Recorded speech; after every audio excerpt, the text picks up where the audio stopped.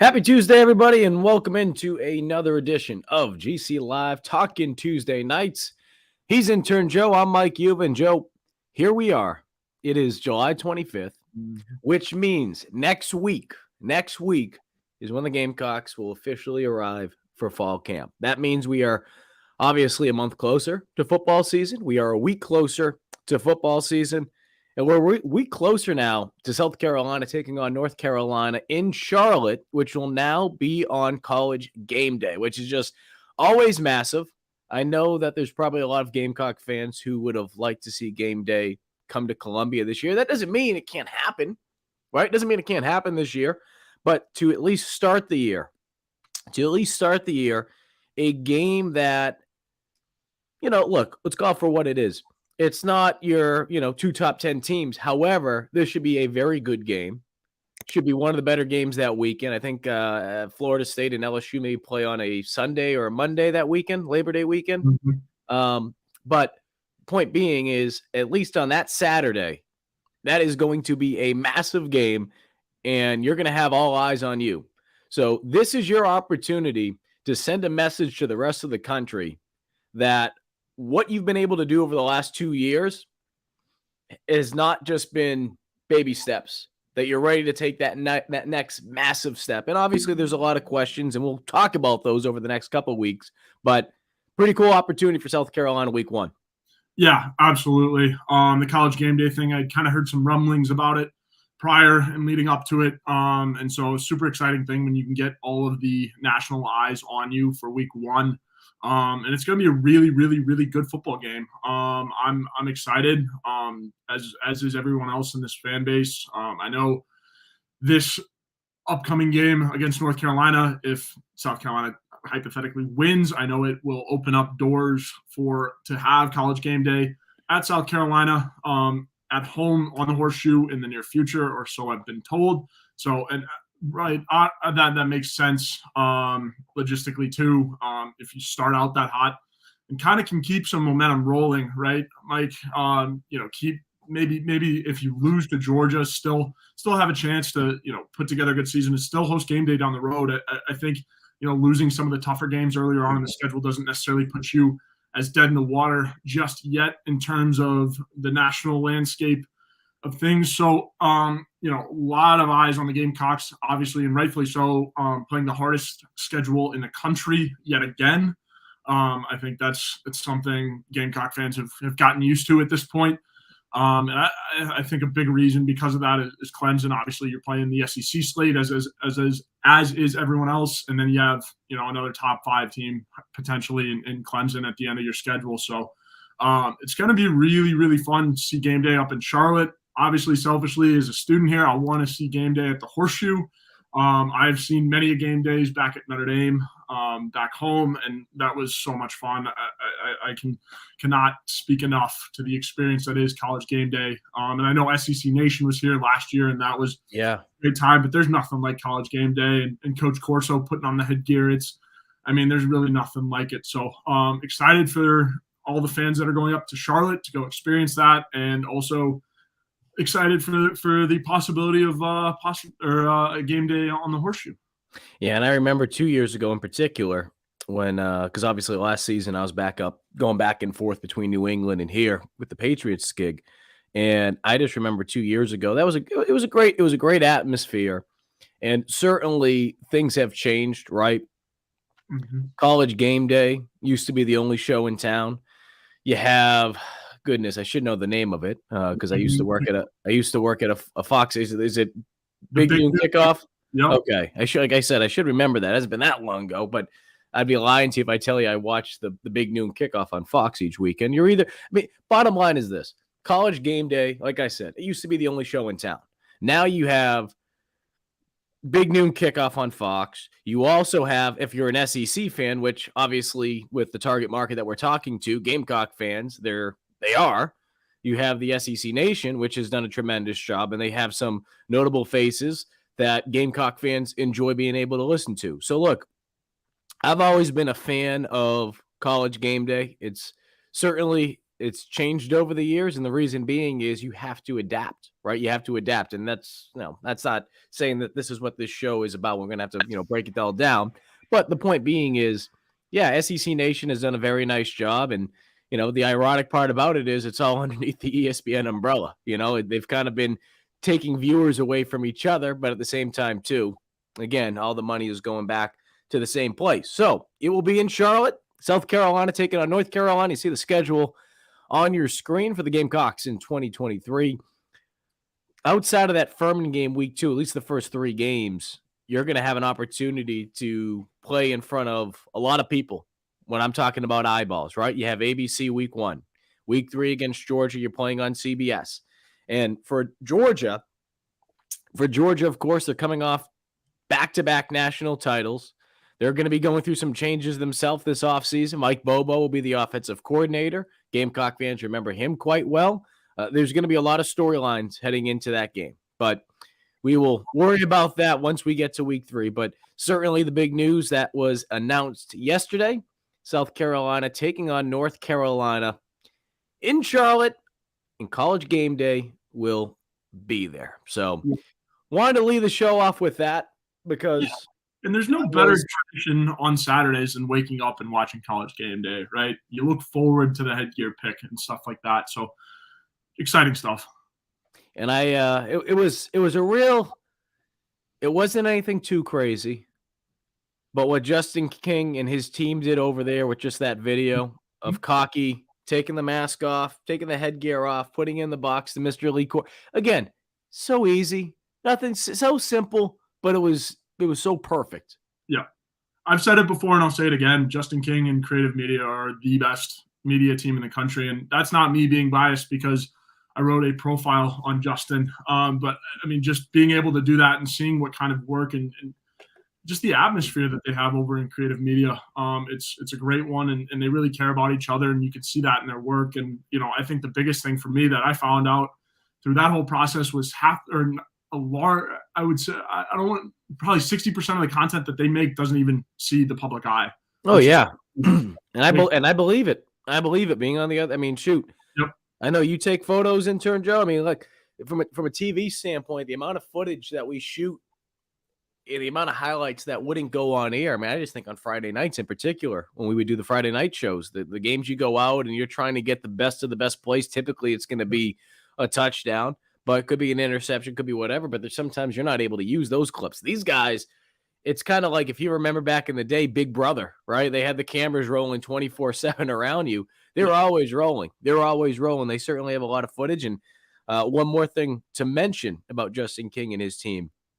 Really like that Sopranos video last night. Joe had been hinting at it, that something big was happening. I liked it. I was a fan. And I think, fans got to see a little bit of, the stuff that they don't put out when Nick Harbour committed that video of Shane racing the kids. That's the type of stuff that they're brewing up behind the scenes. We don't even get to see that kind of stuff. So it's super special. And yeah, the Sopranos, chef's kiss. Didn't necessarily have the shock and awe factor as last year, but I think it was a perfect follow-up to what you did last year, making that splash. And it was perfect, Mike. It was chef's kiss. Oh, got me excited. I went to Publix and grabbed some prosciutto, some mozzarella.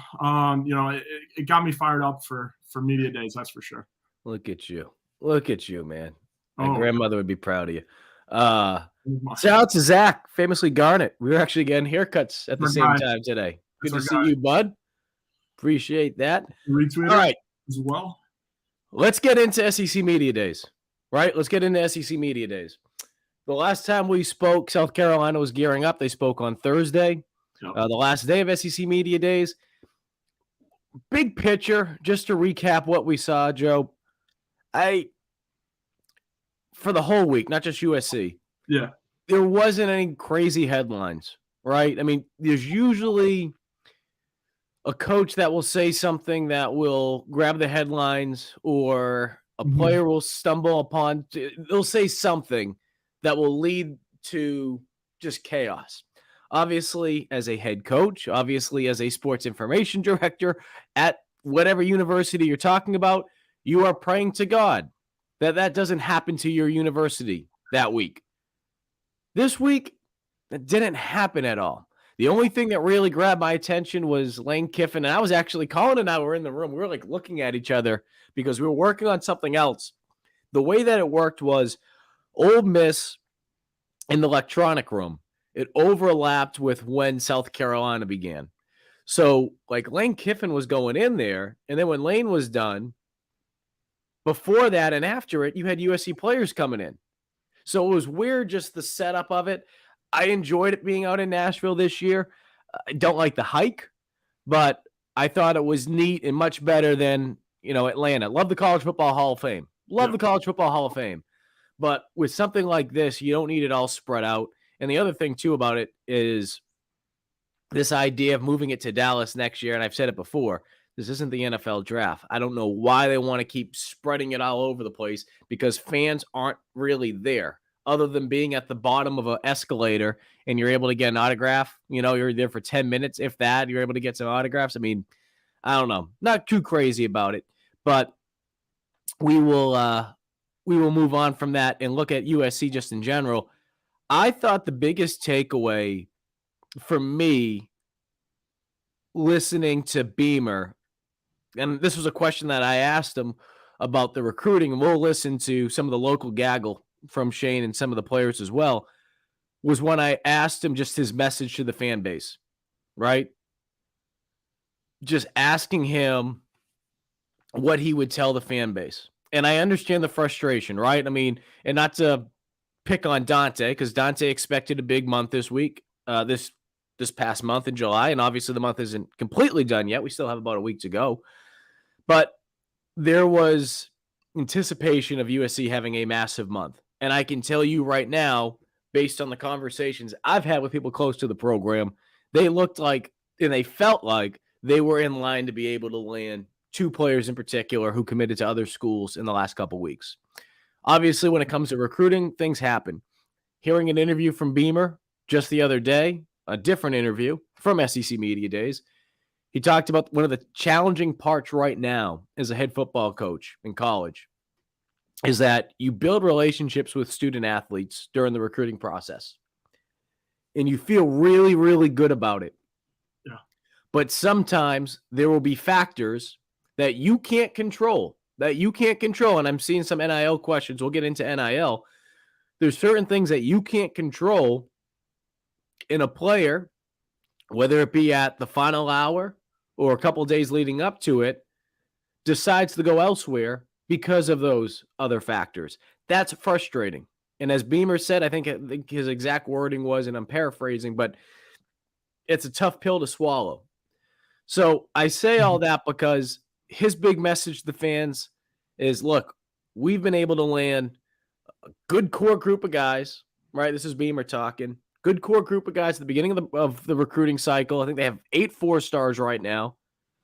And it's a marathon. And one quote that he said in particular, Joe, that really stood out to me was, and it's just the God's honest truth. Some people don't want to believe it, but when you really think about it, it's the truth. You're going to miss out on more people than you land. Yeah. I mean, think about it. If you have 20-something spots each year, right, give or take, you're not going to be able to land every player you go after.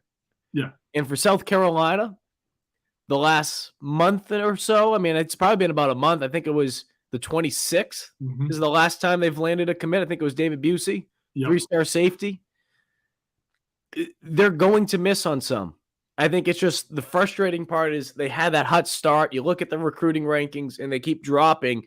And I think that's a tough pill for some fans to swallow. And I understand the frustration. Yeah, absolutely. And I mean, I think Shane is definitely frustrated, but what I kind of gathered from that quote, and that also stuck out to me as well, just because recruiting is on the mind of so many fans right now, just because of the lack of welcome homes. But what stood out to me the most is Shane's growth as a coach, right? I think, a lot of coaches can get tied up in the guys they missed, especially early on. And Shane talked about, how you can't really focus on that. You got to focus on the guys that you have and giving them your full attention and being, their coach. But obviously it's really easy to hyperfixate on missing a once in a lifetime kid. But, I I think Shane has definitely matured a little bit as a head coach. I don't know. I mean, I couldn't really tell this time last year where he was at in this, particular debate, but I mean, it certainly, impressed me that he was able to just be like, hey, like, it's not necessarily going our way right now, but he also mentioned the month isn't over. So as we know, there is the big recruiting dinner coming up. Look out. Yeah. Yep. So I think that's going to be big. A lot of big names coming down for that. So that should be really exciting. And I guess that would kind of put the bow on July, really. But I mean, there are a lot of guys that are still, really, really, really big in this recruiting class. I mean, we love talking about Dylan Stewart here. He will not commit likely until August. So it's no rush really for some of the top guys in this class, some of the top targets. And obviously you never want to rush a guy into a commitment or make him feel rushed into a commitment. So letting those guys take their time and really figure out that this place is home, I think is super beneficial. Well, I'm going to piggyback off of what you said, intern Joe, and Wes did a tremendous job of breaking down the prospects that are expected to be on campus this Friday. And as he writes, and I don't want to share the full thing because it is one of the premium pieces that we have on Gamecock Central, but it has a breakdown of not just the class of 2024 players that are expected to be there, but 25, 26, and so on. But as Wes writes, the recruiting dead period is now over, in South Carolina can once again host recruits on campus. The big thing right now is this. We understand that once you go into camp, right, the recruiting doesn't stop. However, your attention will be brought to where you are, which is getting ready for the upcoming season, right? You're going to focus on training camp. And the way that camp is laid out these days in comparison to even, say, 7 years ago, 10 years ago, you have days off in between now. So there's a bunch of different things now where it's, I remember my freshman year in college, our coach would say camp's kind of like Camp Candyland now. If you want to talk about Camp Candyland is now, with things being as spread out as, which honestly, as a player, I think that's what's best, to be honest with you. You don't need to be going at each other, having, 3-a-days, freaking killing each other for 3 weeks straight. I mean, but anyway, that is, oh goodness, I have nightmares still. I've heard stories about Shane's dad and his 3-a-days and running and study hall is apparently what they called it.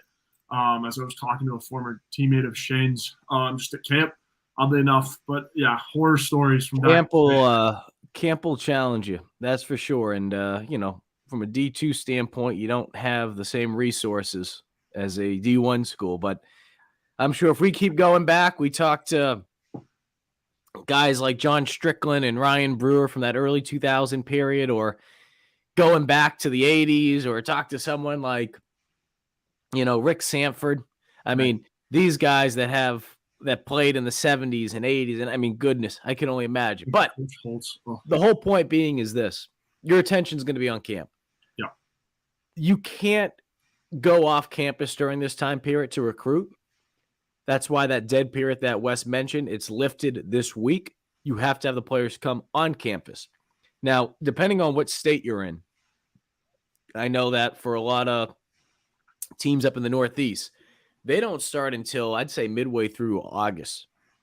Obviously, down here in South Carolina, for high school teams, you have teams report around this time, the same time, as USC, that first week of August. So I bring that up because to be able to get kids to come out here, this is kind of the last opportunity you have until their season start. Outside of being able to get them on campus for a game, right? So, and at that point, you're going to have a bunch of other players that'll be typically taking visits during that time period.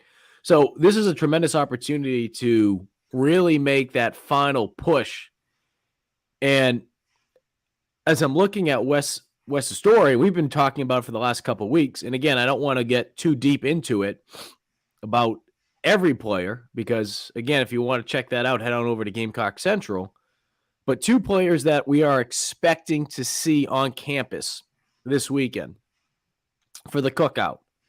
The first one's pretty big, and that's 5-star edge Dylan Stewart. Okay? This has been a player that we've been talking about, it feels like, ad nauseum these last couple weeks, Joe. Yeah. And as you see right there, the recruiting prediction machine, it's giving Ohio State the slight edge at 51.6%. Chad Simmons, who does a tremendous job for us at On3 from a national standpoint, he did a show just the other day on On3. And I'm trying to remember exactly how he worded it, but he wouldn't even say that he can. I mean, he's picking Ohio State to be the team that Stewart goes to, but he wouldn't go as far as to say, like, yeah, I'm feeling really good that, Stewart will go there, which goes to just show you that USC is certainly in this. No question about it. I think anyone that's been following along understands that. But the fact, as you've mentioned before, with someone like Daniel Hill, with Alabama and USC in that recruiting battle. This is a big boy recruiting battle. So to have him on campus for this, and I believe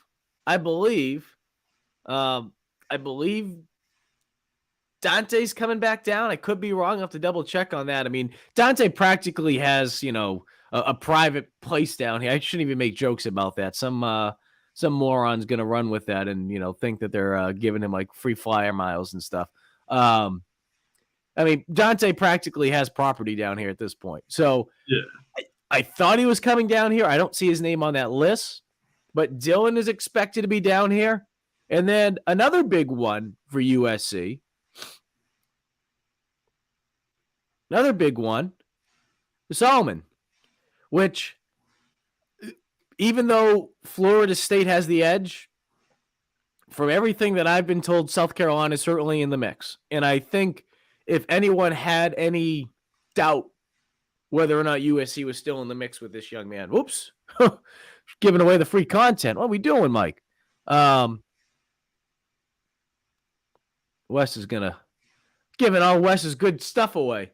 There we go. You can see the rest of the list on Gamecock Central, all the hard work that Wes puts in.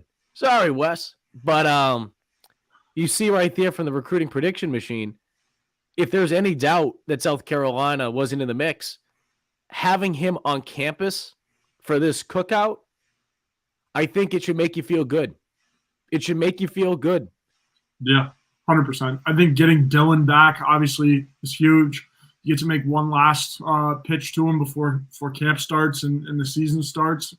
And I mean, I think this dinner is super special just because, you get so many recruits all in one place and they all get to share. And, breaking bread, I think there's some significance in that as well. But I think this is your last big pitch to Dylan Stewart, showing him why it's home. And I think it's huge. And I think, the national media hasn't really counted South Carolina in. I know they were in the race or leading the race for a short time there, but Ohio State went back up in the RPM. So I still think South Carolina holds a bigger lead than the RPM stands, but that's just me and based on my gut and just everything that I've heard surrounding the whole Dylan Stewart thing. Yeah. So, I think he's obviously the biggest target that you got. Solomon, if you can, find a way to pitch to him that, this is home rather than Florida State. I think if you can flip him, that's so big for your program as well. And then obviously there's a very long list of 2025s that are coming on campus. And so, it's crazy that the 2025 recruiting class is starting now. It feels like we're not even all the way through with 2024. And I mean, rightfully so, we're not, but this class feels almost complete, but not quite there yet. But 2025, that recruiting cycle has picked up. It's starting. It's going. You've already offered some guys already, but I mean, all eyes on the class of 2024 and especially Dylan Stewart. Yeah. And the other thing too, that we don't talk enough about on this show is that in other shows, people out there as well, just because you have, and I'm going to use Josiah Thompson and Cam Pringle, for example, two guys that South They're going to go Carolina get feels to this. very good. But the thing about it is you have to do everything you can to make sure these kids don't flip. Yeah. Like that. So, and this is not Mike saying, okay, Josiah Thompson and Cam Pringle are going to flip. No, what I'm trying to get at is just because you have these players, any player that has verbally committed to South Carolina, it means absolutely nothing until that first week or whenever it is this year in December, second week, third week. They keep moving it around that the early signing day period for football because it's not like what it used to be. But you have to do everything you can to make sure these guys don't flip. So, and for this year, let's see. Early signing day, Joe. I'm going to make sure I have this. Mm-hmm. Early signing day for football this year. It is December 20th. Mm-hmm. So, third week. So, you're looking at it right now, July 25th. You still have August, September, October, November, December. You still have 5 more months to go.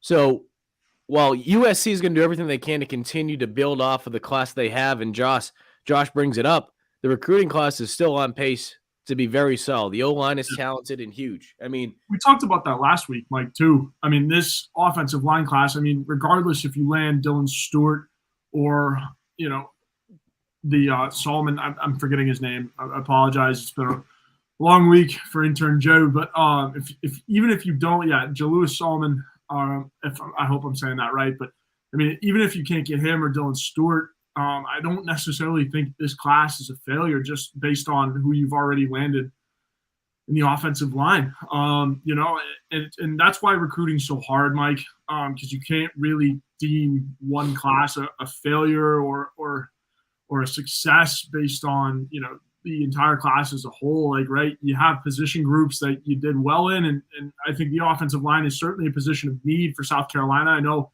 the 2023 class was big. You got Big Tree leading that class in terms of the offensive line, but I mean, 2024 is really, really stacked offensive line wise for South Carolina, and I think it's already a W. If you can go grab a couple more guys, it's even better. So I think just based on what you did with the offensive line, you can call it a success. Now, obviously, if you land the two big recruits in question, it's going to be a really big success. But just based on what you did from the offensive line, I think this class is already a success. Yeah, so we'll have to wait and see. Again, big cookout coming up this weekend at South Carolina. Wes and Chris, they have done a tremendous job in years past, but they will certainly continue to do it this weekend, and that is giving you guys updates on what takes place on Friday at South Carolina. And again, those are two of the names that are expected. We also had the screen sharing Wes's story that kind of showed a little bit of the class of 2025. But one more nugget, too, that I want to throw in there that Wes wrote on this.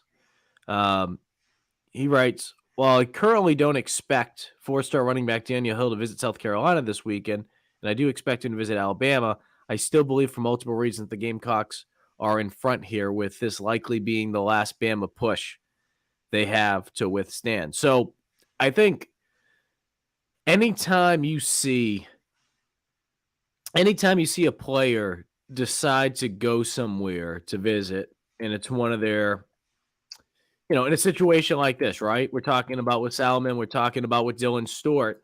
For everything that we're saying about these young men and where South Carolina stands, we don't want to be hypocritical, right? We don't want to say, well, this is really good for USC, right?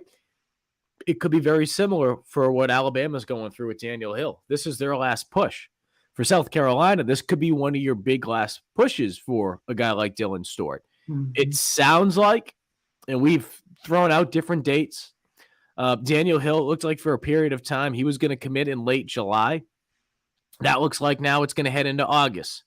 Dylan Stewart looks like that's going to head into August. Could even get pushed back a little bit more. When we're talking about, 17, 18-year-old men, young men, I don't hold my breath on some of these dates.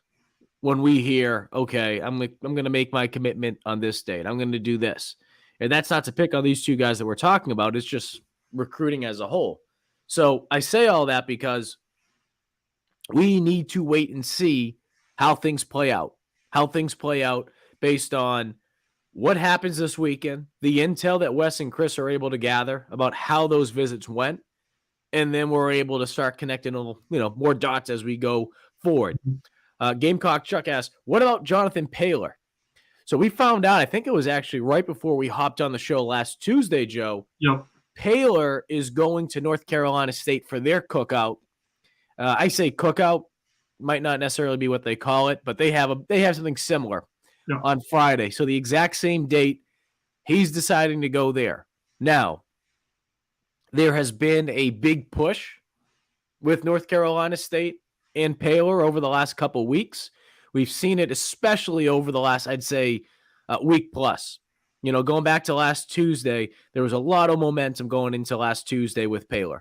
And when you talk to people that are in the recruiting circles, it sounds like they've been able to gain a lot of momentum. Now, with that being said, and I'll share Paylor's screen right here, does that mean that South Carolina is out on this? No, but again, and this is something that Beamer mentioned the other day, the challenging part sometimes with these young men, you look at a guy, and I'm not saying Paylor will be this case, but he falls in the category of what I'm talking about, which is you have players who are being recruited by their own in-state team, whether it be in this case, right, North Carolina, whether it be NC State.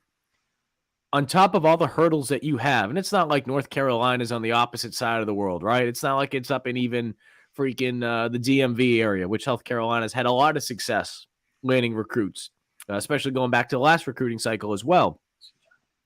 It's North Carolina.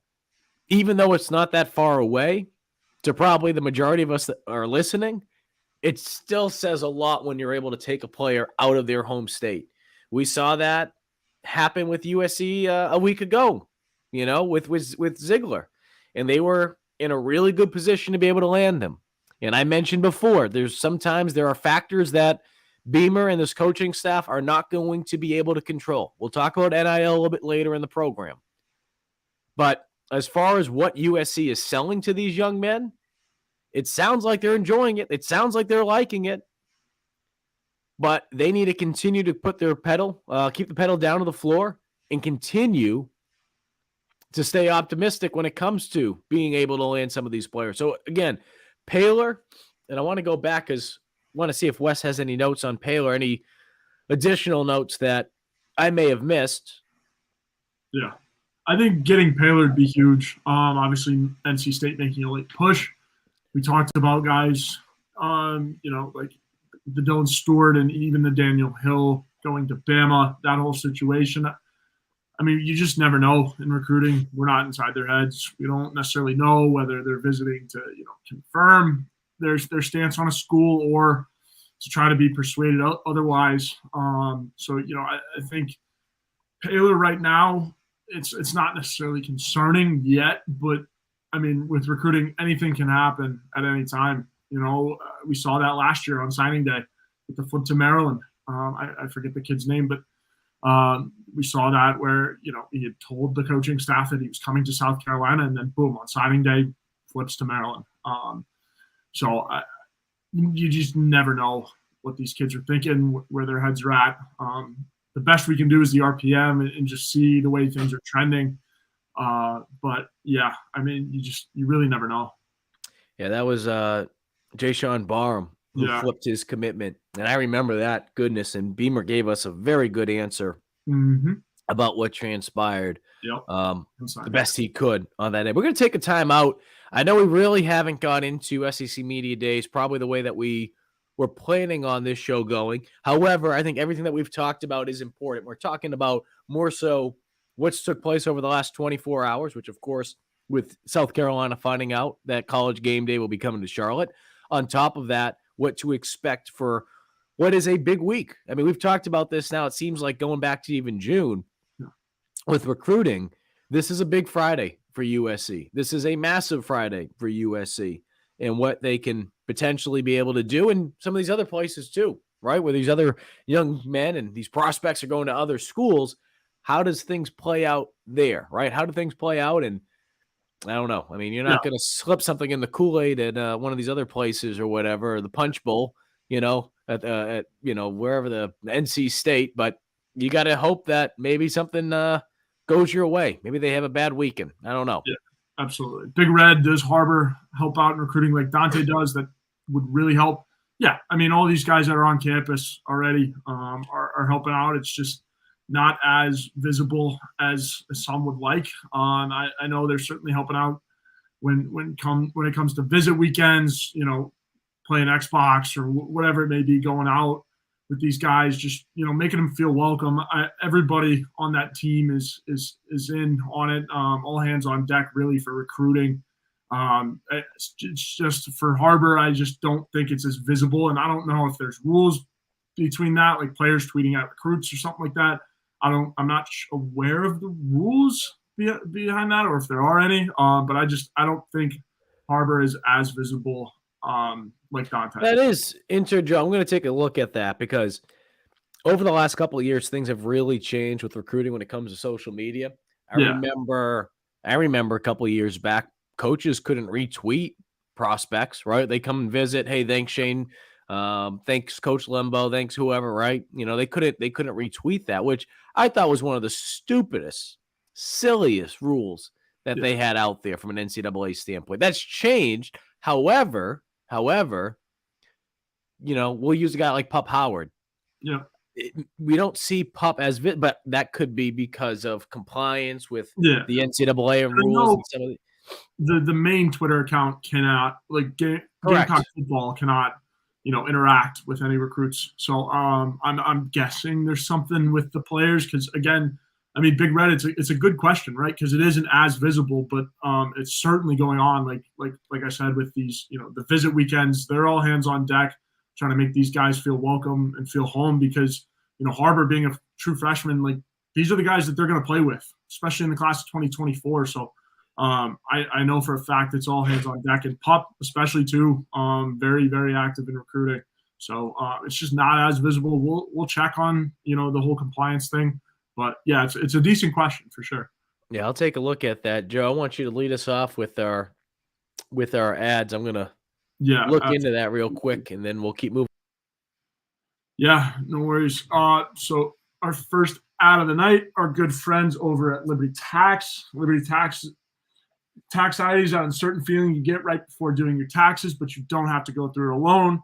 Tax team at Liberty Tax and Irmo, Lexington, and Columbia will walk you through the process, clear up any confusion, and guarantee you'll get the biggest possible refund or your money back. It's tax time. If you're in a hurry for your refund, call the tax team at Liberty Tax. Fast, accurate, and guaranteed. On the other hand, if you think you might be owing Uncle Sam, talk to the Liberty Tax team to make sure you're not paying more than you should owe. They'll find every possible deduction for you. Locally owned and operated, staffed by tax professionals from your neighborhood. Open 9 to 9 on weekdays and 9 to 5 on Saturdays with multiple service options. Start through the Liberty Tax mobile app or through their desktop portal. Make an appointment or just walk in. Give a call to upload your tax documents, and when you come in, your return will be ready to review and sign. Give them a call at 803-462-5576. Once again, 803-462-5576. Today's show is also brought to you by our good friend Clint Hammond over at the Movement Mortgage Network. Clint has been a longtime supporter of Gamecock Central, as well as these GC Live shows, not just this one, but you see Wes, you see Chris Clark. They hop on, they do their GC Live shows. He is the sponsor for that as well. If you're trying to buy a home right now, you know how difficult it can be trying to find the best interest rate, trying to find a low one. Well, Clint and his team can help you out and do what he did for not just Wes, but former Gamecock quarterback and captain Perry Orr. So give Clint a call over at 801-771-6933. Once again, that is Clint Hammond of the Movement Mortgage. It's our guy. Clint Moving Hammond. Things along, Joe. Moving things along. And I see you just sent me a message in your spot. Oh, we got to make sure we mention it. I was going to mention it at the end, but yes, the Gamecock Central kickoff party, that is set for, I'm losing my dates here, August 19th at Steel Hands. Okay? Look at that. You got the graphic all ready to go. Joe's on his game today. If you have not been to this in the past, couple things you should know. You can show up for free, okay? If you want, and they are going quickly, VIP tickets. That gives you access to players a little bit better in comparison to if you're just going as a regular attendee. Shane Beamer has showed up the last 2 years. We've had baseball players, we've had basketball players and coaches. It has been, Gigi Jackson was there last year. It is outstanding. And this year it's going to support the Beamer Family Foundation. So, again, if you have not been before, head on over to Steel Hands. It is going to be an outstanding night. Patrick Davis, former Gamecock, as many of you know, an alum of South Carolina, and his midnight choir will be performing for a third straight year. And there'll be some exciting news from an NIL standpoint leading up to that point. And when I say that, that information will actually be coming out later this week at another Gamecock event. And that is the opening of CB18, which is set to open on Friday. And that is going to be benefiting the Hayden Hurst Foundation for mental health. So there'll be a lot of NIL, and I do want to talk about NIL a little bit towards the end of this program, because there's a couple things that are important to hit on, especially after hearing Beamer's comments from SEC Media Days last week. But there are two game-changing NIL announcements that will be taking place on Friday and Saturday of this week. So it's going to be fun. Be on standby for that. Head on the swivel. It's going to be good. Those announcements coming. Again, Friday's going to be a massive one. Saturday will be a big one, though, as well. And that Saturday one will take place at the opening of CB18. Yep. All right, Joe. We kind of hopped around a little bit. We did. Talking about recruiting, but that's all right, because it brings us back to SEC Media Days. That's what stood out to me with Beamer. Did anything stand out to you, maybe from Rattler or the players? Not necessarily anything from the players. I didn't get to listen to them as much because I was still completing the move. As I'm sure some of you noticed, different background, all that stuff, super fun. Moving in this heat was so much fun. I love the South, moving in this heat. But no, so I didn't get to catch as much from Spencer and the players. Mike, last week we talked about how much talk Pete Lembo would get in special teams in general. Everything Kai had to say about Pete stood out to me. I think it was kind of on line with what we expected him to say and what everyone else said as well. I also liked a little bit of what Spencer had to say about coming back and just having the opportunity to improve his draft stock and just, be at South Carolina for another year and give this program, more of his time and effort, because for taking him under the wing out of the transfer portal last year was a lot. So I think there's a little bit of Spencer that feels like he owes a little bit more to the university. And I mean, personally, I don't necessarily think so. But I like that attitude from your quarterback. If he's going into a season with that kind of mindset, means he's dialed in, man. And I didn't think we would see anything else from Spencer. But yeah, man, I was impressed with that. And obviously Kai Kroger, great representative, Tonka as well. Really, really, really good reps that they chose to represent the program.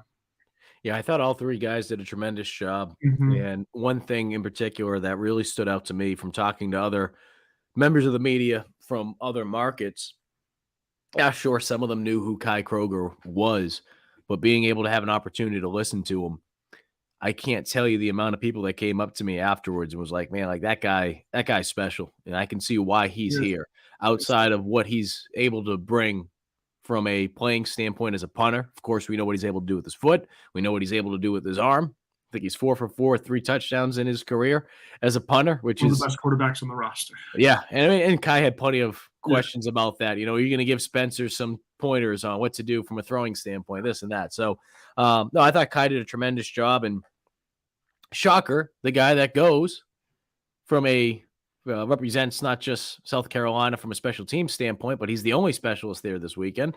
He's named first team all season SEC, or excuse me, preseason SEC. So, look, I thought it was great to have Kai there.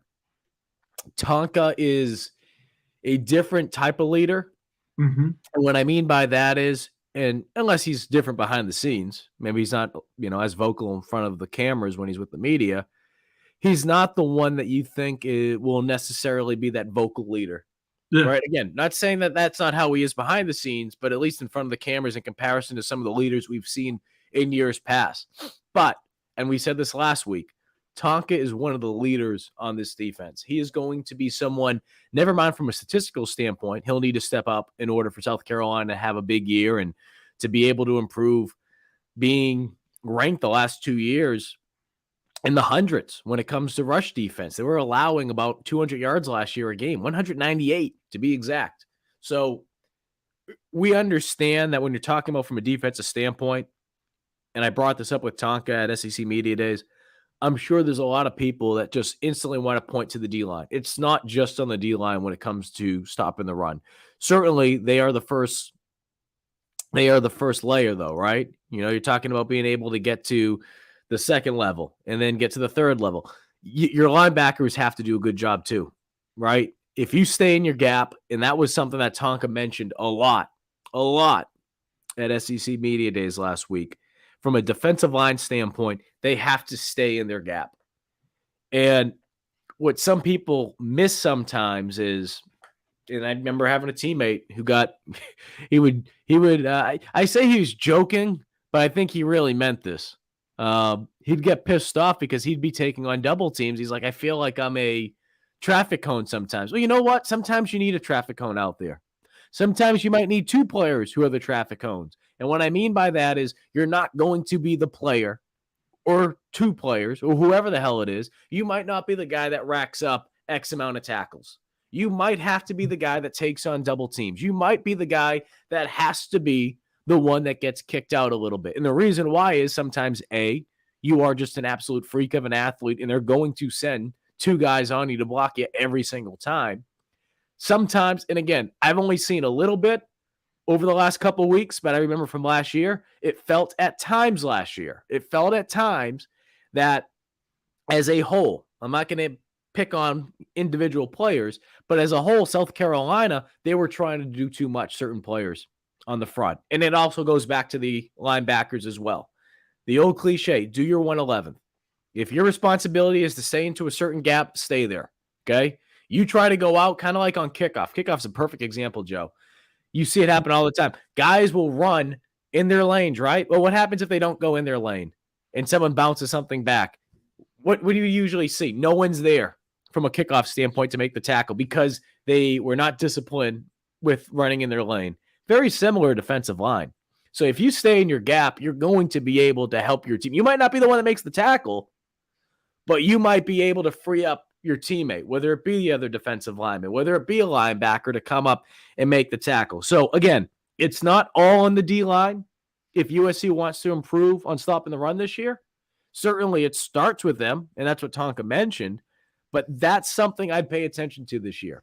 And again, Tonka brought it up a lot at SEC Media Days. They have to do a better job with their run, with staying in their gaps when it comes to, the front.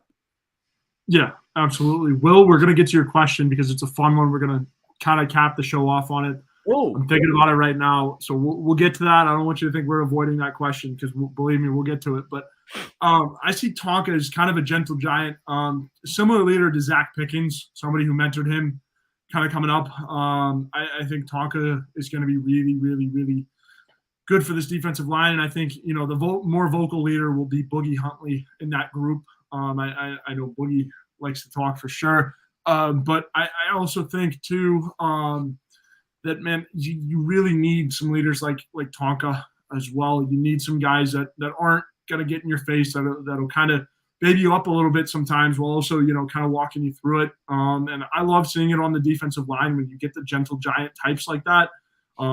Usually because, I mean, if you guys have watched any of Tonka's like Tuesday press conferences, they're hilarious. Really, really, really funny and good kid in Tonka. So I was impressed with him at media days, and man, it's that road cone analogy. Like you do get some of those guys, and I felt like Zach Pickens got a little bit of that treatment last year. Wasn't producing as much as some people wanted. Well, that's because he was getting double teamed and whatnot. So I don't know. I think this defensive line it's an area of concern for some people, but personally, I don't think so. I think you have a lot of guys that are Boogie Huntley, Tonka being the two main players that are going to start at defensive tackle. You'll see some other guys rotate in there, but those would be your two stalwarts there. But I think there shouldn't be as much of a concern at defensive tackle as there seems to be right now. So, yeah, Mike, like I said, I can't stop saying good things about Tonka Hemingway. Good kid, great leader. And I mean, Kai as well, really, really, really good leader and learning from example from his special teams coordinator. That's for sure. Yeah, no question about it. Is there any sound that you want to play, Joe? I know you had some earlier. Not necessarily. I mean, I had a couple takeaways from Beamer's local media gaggle presser that I kind of watched throughout the day. You guys can check that out on our YouTube channel after this. But yeah, just a couple takeaways that I thought it was funny that Shane thought not playing Tennessee or not playing Florida or Georgia next year on the schedule. I'm glad he thought it was weird because I also thought it was weird when the schedule came out. So glad everyone is on the same page there. I already talked about how Shane showed a little bit more maturity or as a coach or growth as a coach, right? As he's not hyper fixating on players that he missed rather than, that stuff happens. He realizes that now, especially after like the flip last year. We talked about how, it was a little upsetting, but I think this year he's got a better mindset and he's definitely matured a lot more as a head coach. And I know as a head coach, you can take that stuff a little bit, you can take that hard, right? You lose a guy that's supposed to be really big, really beneficial for your program, and you take that personally. And when in reality, you can't. You got to move on to the next and focus on the guys that you do have, because if you start focusing on the guys that you don't, the guys that you do get up and leave, man. So that was another thing. The biggest, I guess, quote that stuck out to me, and he said this, he says this all the time, is they aren't just words on the wall, it's how they do things. And it really is. Everything you hear about this program is that they don't fake anything. I mean, what you see is what you get at South Carolina, and I think that's arguably one of the biggest assets that this coaching staff has in terms of a recruiting standpoint is they are everything that they say they are, and it really is a family. So, my last thing was the Nick Harbor talk. Yeah, he's really fast, and like I said, I've been hearing stuff just from inside the building about how fast he is and how DBs have been struggling to catch up with him. So that's no surprise to anybody. And I also thought it was kind of cool that Shane mentioned that he was working out with Lenore Sellers, two guys that, that you expect to have a pretty big future with South Carolina. That the fact that they're working out and doing off-season drills together should, bring you some hope. I think that's huge when you have guys that have camaraderie like that just from the jump. It's a pretty good testing point or thermometer of your program where guys are at. I don't necessarily know. Obviously, it happens around the country, but I mean, at South Carolina, it feels genuine. Like these guys actually want to be with each other. They actually want to get better. So it really, really, really feels genuine. And I'm glad that Harbor came up in both sessions with Shane. So, I mean, kid's going to be really special. And obviously, he said that there is a little bit of outside pressure, especially on Lenoris too, on just these guys being the saviors, if you will. And it's kind of unfair to put on guys at the start, but I mean, when you're as highly rated and as talented as you are coming into a place like South Carolina with big expectations and big hopes, that's going to happen, and you got to learn to manage that. But so I was just impressed with obviously what Shane had to say, but all the guys that were at media days, like Mike said, no real clickbaity stuff coming out of media days from anybody. Really? So pretty easy week on the SADs. That's for sure. But yeah, I just overall, I think Gamecocks nailed media days. Yeah, no, it's again, when it comes to stuff like this, I'm never one to say, okay, someone won a press conference, someone did this, someone did that. I think 2 years ago with South Carolina, when you have Beamer speaking at his first SEC media days, it's one thing to go in there and make a statement, right? And you can say, all right, you know what? I thought Shane or whatever coach it is in their first year speaking, be like, all right, you know what? I thought they did a good job. I thought that was the case for Mississippi State. When we look, you're losing Yeah. a legendary coach in Mike Leach, and I thought they handled that situation as well as they could. I mean, if you're going to try to grade things like that, I'd probably give Mississippi State the gold trophy with Yeah. how they handled everything.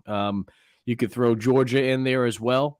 Certainly there's been different reports out there for numerous things, but when I'm talking about Georgia, I'm talking about the tragic passing this offseason, which occurred shortly after they won the national title. So, I think of those two teams in particular. But again, South Carolina going there, handling their business. You don't make any headlines for a negative reason, right? It could have been real easy, and I can't think of any.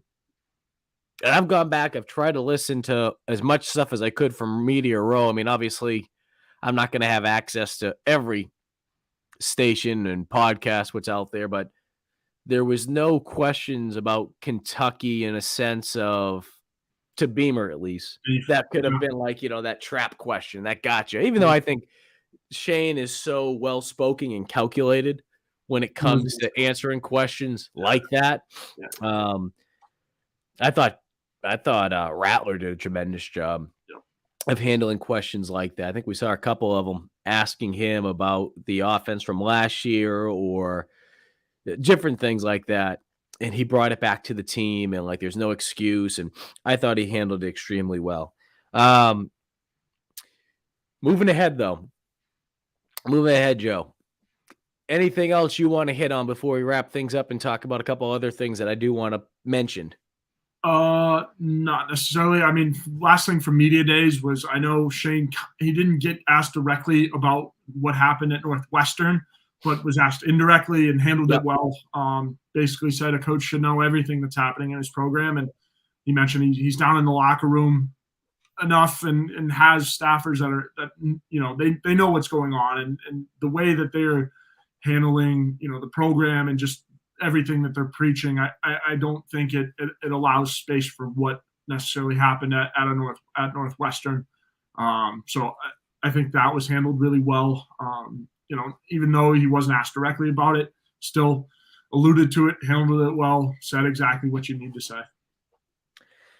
One thing I wanted to mention too about SEC Media Days, USC voted by the media to finish third in the East. I think that is a perfect spot for them to be voted preseason wise. Just your overall takeaways on that.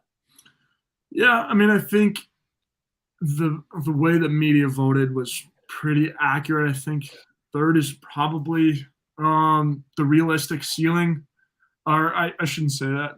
Yeah, the realistic ceiling for them is probably second if it's a really good year. But third is probably about as real as it gets.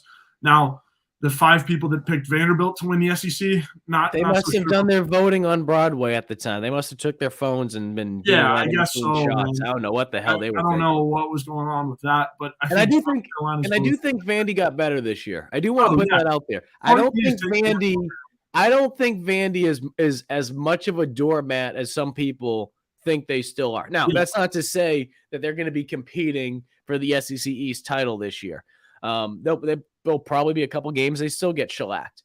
But I feel like they are showing progress. And I thought they did some good things last year against even South Carolina, who at times struggled. And I know South Carolina's run defense wasn't the best in the world. But there were things they did last year consistently with their offensive line, who they have one very good offensive lineman come back. They lost one very good one from a year ago.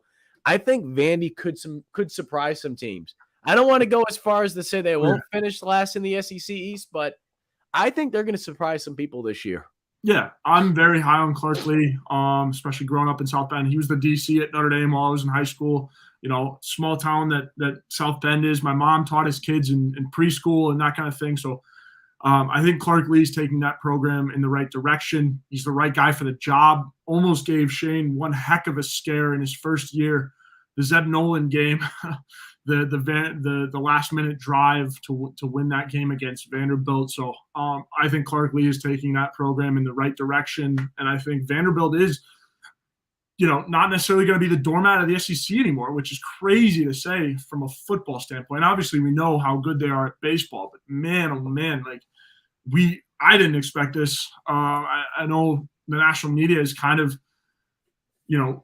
not expecting it as well. I don't think anyone's ready for Vanderbilt not to be the butt end of the joke.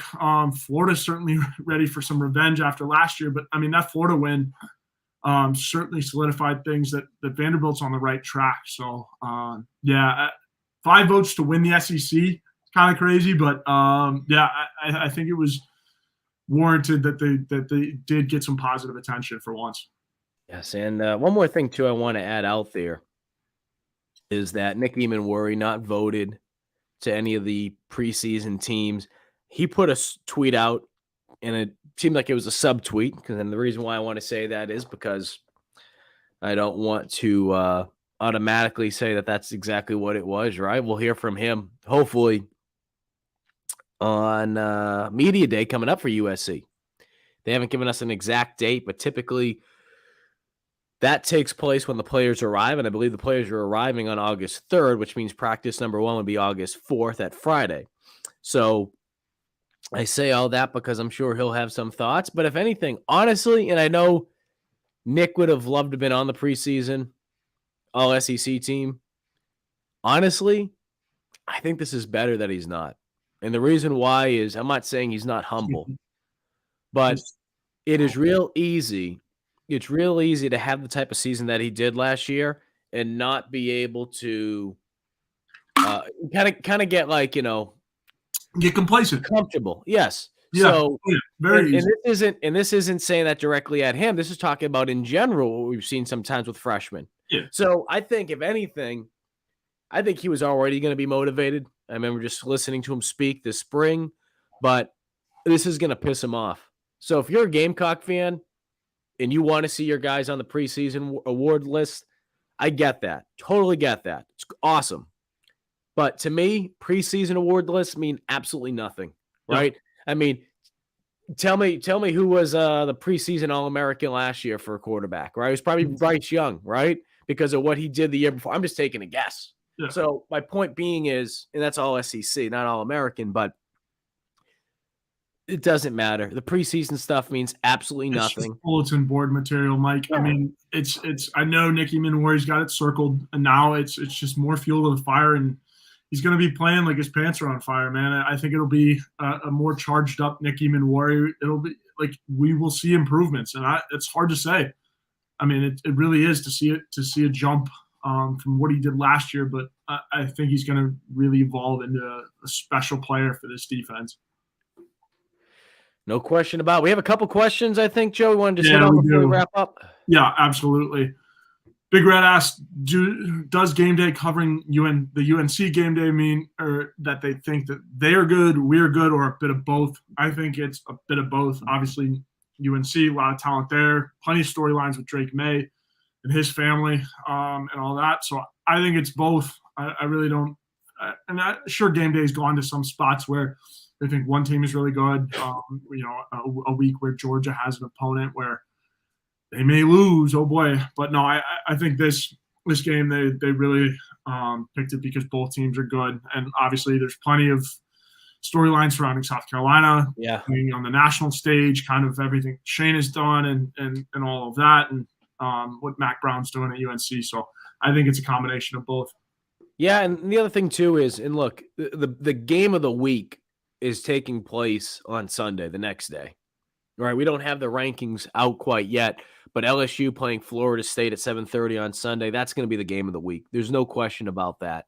If you're just a college football fan, who enjoys just the product, right? You're not just talking about the Gamecocks. I think we'd all agree that that's the game of the week. However, you put that game aside, and the fact that that's on Sunday, this is clearly going to be one of the better matchups of not just the weekend, but of the day.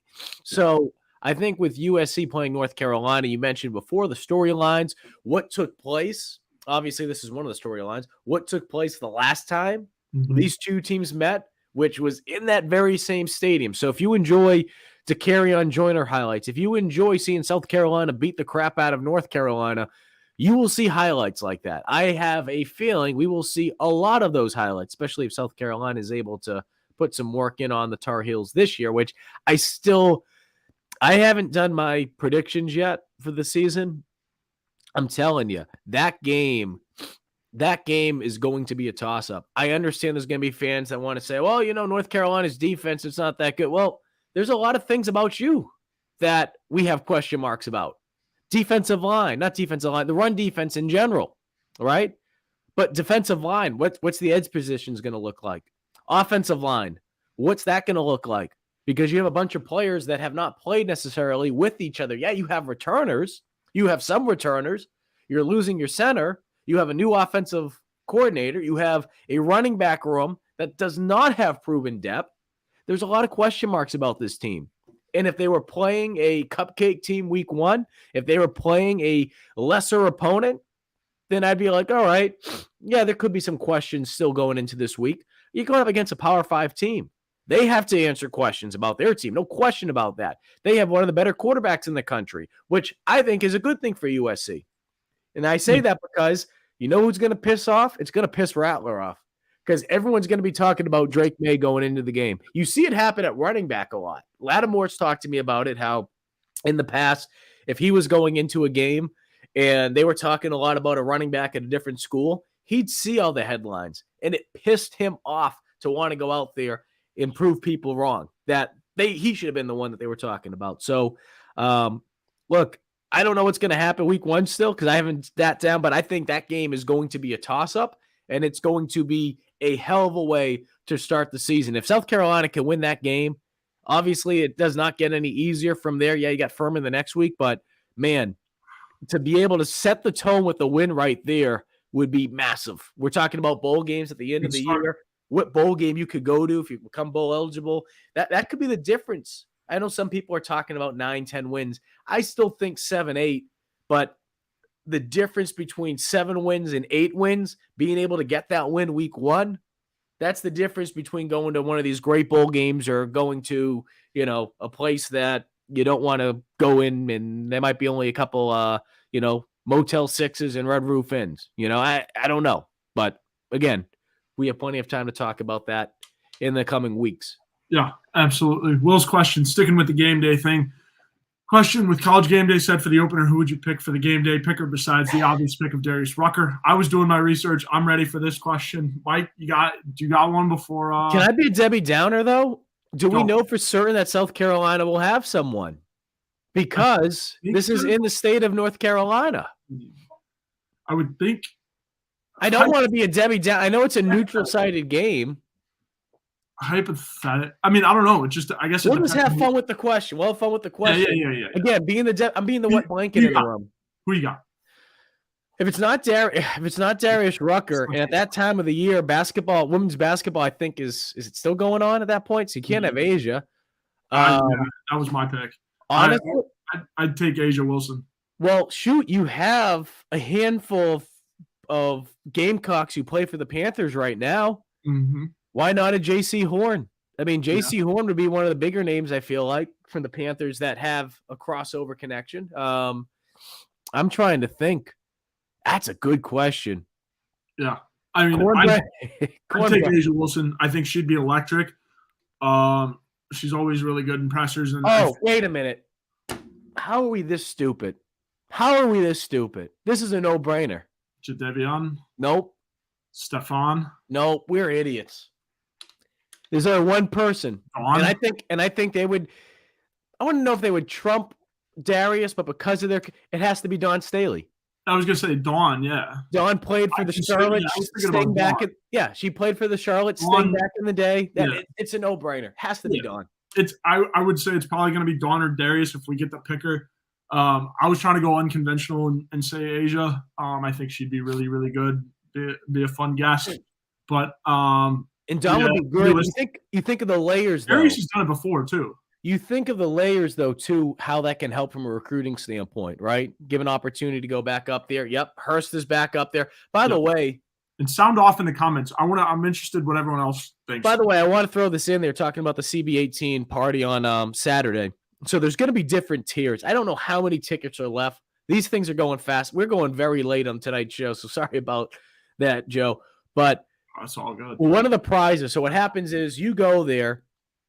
There's going to be raffles that are getting drawn, and based on donations that are made throughout the night, you want to get a ticket. I think it's like $10 for one ticket. All that money that keeps going in, it gets up higher and higher. I think right now it's about $5,000 that have been donated. The goal is to get to 25,000. The higher you go up, once they hit that level of like 10,000, 15,000. I know some of the prizes are going to be, and again, this is just raffle. So Joe, you have a ticket, you could win the $15,000 tier level. Anyone, I mean, that's the beauty of this. It's a group effort, raising money for the Hayden Hurst Foundation. I was talking with the Hurst family on Sunday. They are going to donate 2 tickets to a Panthers game. That will include, and they're working through the logistics of it all, but that will include a pregame meet and greet on the field with Hayden, and you'll be able to get an autograph item from Hayden as well. So that is one of the big items that will be out there on Saturday night. Really excited for this event. It's going to be a fun one. But yeah, that's one of them. I saw the Hurst name. I want to make sure I threw that in. Hayden Hurst would be a fun one as well. He's obviously, we know how good he is in front of the media and stuff like that. Oh, Hayden's awesome. Yeah, unbelievable human being. Incredible story as well. Really inspiring. Everything that he's been through and been able to do on the flip side of it. So I think Hayden Hurst or Asia Wilson. Obviously, I would love to see Dawn because I think Dawn would give some pretty good answers too. But being unconventional, Hayden Hurst. I also saw Alex English. I think Alex English would be a good one. Especially with what took place with the Nuggets this past year. Mm-hmm. That would be neat. We've seen guests like that as well, but I don't know. But I don't know if South Carolina. And again, they might do 2 pickers. They get MJ. I should know this, but it goes to show you how much I've been watching SEC Nation the last couple of years when it comes to the mornings. What do they usually do for a neutral sided game? Do they have 2? They've had 2 before. They've done neutral sided game. There's someone watching right now. There's someone watching right now that thinks we're like the biggest idiots in the world because they're like they're yelling the answer out as they're watching. Yeah. MJ or Deal hard for UNC, and I think it kind of just depends on what kind of name they can get, right? Like I think if you get MJ, it would. How cool would it be to have MJ and Dawn up there at the same time? That'd be pretty cool. It would kind of trump some South Carolina people, unfortunately. But he just sold the Hornets, so I don't know how much he wants. Yeah, I don't know how much. I get it. Getting in Charlotte. Yeah, even though I get it, I get that it's the North Carolina tie, but it's everything, right? Will looked it up. The Clemson UGA game was Wilkins. So was Clemson home in that? They were home in that situation, right? No, that was the one out in Atlanta, correct? Yeah, I think so. Who was the designated home team? Are you asking? It's crazy. That was this question made my night too. By the way, it's been fun to. I'm looking right now to find out who the designated home team was. Marcus Lattimore would be cool. So I think Clemson was the designated home team. Oh, the one in Charlotte. Charlotte, excuse me, for the Duke's Mayo Bowl Classic kickoff. Yep. Yeah, so I think is South Carolina the designated home team? Somebody from ESPN, give us a call and tell us. This is a riveting podcast. Yeah, exactly. This is so South Carolina, for what it's worth, South Carolina is, and thank you, Will. Yep. It is South Carolina is the designated home team. Yeah. We'll see. I mean, Dawn, Asia, The I think one. Marcus. If you could get Jadavion, that'd be kind of cool. I don't know. We'll have to see. I don't know. So But again, big announcements coming this weekend. yeah. Friday, there'll be a massive one from an NIL standpoint. Another big NIL announcement coming Saturday at the CB18 opening. And I'll say this too about NIL real quickly, Joe. Okay? Real quickly, because a lot of what I'm saying right now will make more sense once you see one of the announcements that's made on Friday. I've thought about this. I had a talk with Colin. The best way that I can describe NIL is kind of like having a garden. And what I mean by that is you have to go out there and you have to take care of this thing, right? If you don't, what's going to happen over time? Your products are going to go to crap, most likely, right? You're going to have to keep up because there's going to be other people out there taking care of their garden. So if you want to stop altogether and say, you know what, screw it, my crops aren't coming out well, right? You could say, screw it. There's going to be other people across the country taking care of their garden. It's one of those things that you constantly have to continue to do. And I understand that there's probably still a lot of people out there. And this is the big question that we got asked the other day on the message board. I think Chris Clark answered it. How far behind is South Carolina in comparison to some of these other teams, whether it be in the SEC or even a team like Clemson? They're behind a lot of them. And the reason being is the funds just aren't there, right? And this isn't to blame the entire fan base by any means. There's so many fans that have donated already. So many fans. There's so many big-time donors that have donated already as well. But just like the old cliche, right? It takes a village for something like this. If you're not educated as much on NIL, or you just feel like, oh, what's the point of throwing in money? These players are already getting board and, tuition, and that's great.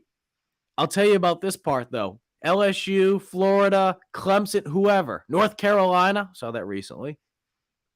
If one of these other schools come in and you're in a recruiting battle and that player has the option to be able to go get an education like you're talking about and play football at your school versus another school, but this other school's coming in and throwing in a bunch of money, I mean, what do you think's going to happen? What do you think's going to happen? So, again, if you're not educated on it as much, I would highly, highly, highly, highly recommend visiting the Garnet Trust website. Jeremy Smith has done a tremendous job. They brought him in, and he has been working full-time with the Garnet Trust. And I think having someone that is working full-time on it is crucial. Because if you have someone that this is their side gig, right? They're only going to give you a half-ass effort. Jeremy's job 24/7. And I can tell you yesterday, he was over in the ops building around 7:30 a.m., 7:15 a.m. I mean, he's having meetings with people. He's doing these little things that are helping USC to hopefully be able to get over that hurdle that they're facing right now. And once they get over that hurdle, it's going to be much easier. It is going to be much easier. It's a constant, again, just like we were talking about the garden analogy. You have to continue to take care of your garden.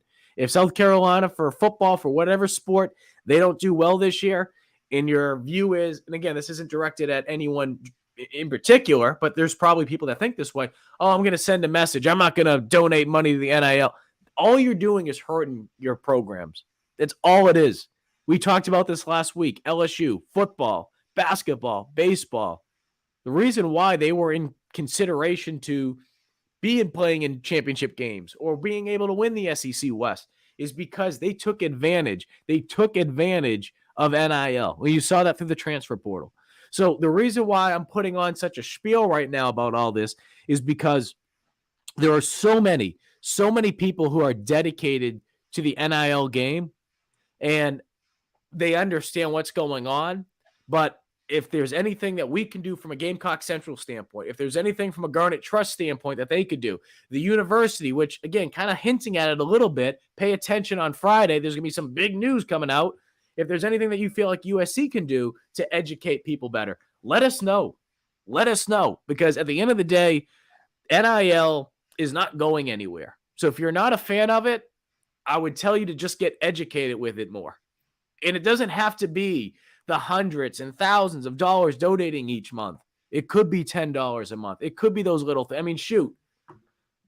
People have HBO Max or whatever they can. I mean, that's like $10 a month. And I'm not here to tell you how to spend your money because there's so many people that work very hard and, they have to decide what. But the reason why I'm putting this out there is because I know there's a lot of people that still are trying to get educated about Garnet Trust. And if we can do anything, let us know. Let us know. Absolutely. Mike, you talk about those people. Mr. Retweeter, our good friend Brad Solis over there, brings up our good friend Jeremy Smith, obviously the leader of Garnet Trust. He's the man, doing absolutely everything possible to get Garnet Trust as big as it is, and it just keeps improving and keeps getting bigger and bigger and bigger. So that's our guy, Jeremy Smith, over there at Garnet Trust.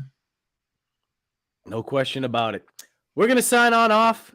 Joe, I got some cool things I want to show you, man, afterwards with this NIL stuff. I can't wait. I had to make sure I phrased that right at the end. I have to show you some cool stuff, NIL. And I say that because, again, Friday, there'll be a big announcement coming involving NIL and Garnet Trust. On Saturday, in my opinion, I mean, both are very big, but in my opinion, the Saturday one is going to be equally as big. The Friday one, there's no question. The neat thing about Saturday is that it's really going to allow people to help make a difference in the NIL game when they don't feel like they can. So when I mean that, I'm talking the trickle-down effect. So I don't want to give too much away right now, but it's going to be awesome. And if you're in the 5 Point area, head on now to CB18, the old Breakers area. The work they have done, it is incredible to see some Garnet and Black down in that area. Incredible. I'm excited to see it. Excited to see everyone who goes out. If you see us, say hi. I love meeting new people. Believe me, I'm a journalism major, so new people is the best. So yeah, we appreciate you guys and everything that you do. Hope to see you guys. Got to get some sleep. We got the clubs out here tomorrow. I'm the vibes and putting guy. I told Beamer yesterday. I said I'm the vibes and putting guy. I know my role, in the group. Yeah, I mean, I haven't played golf with you, Mike, but I'm assuming that's true. I haven't been golf. You gotta be consistent with it. You gotta be consistent with it. I haven't picked up a golf club since I've been home.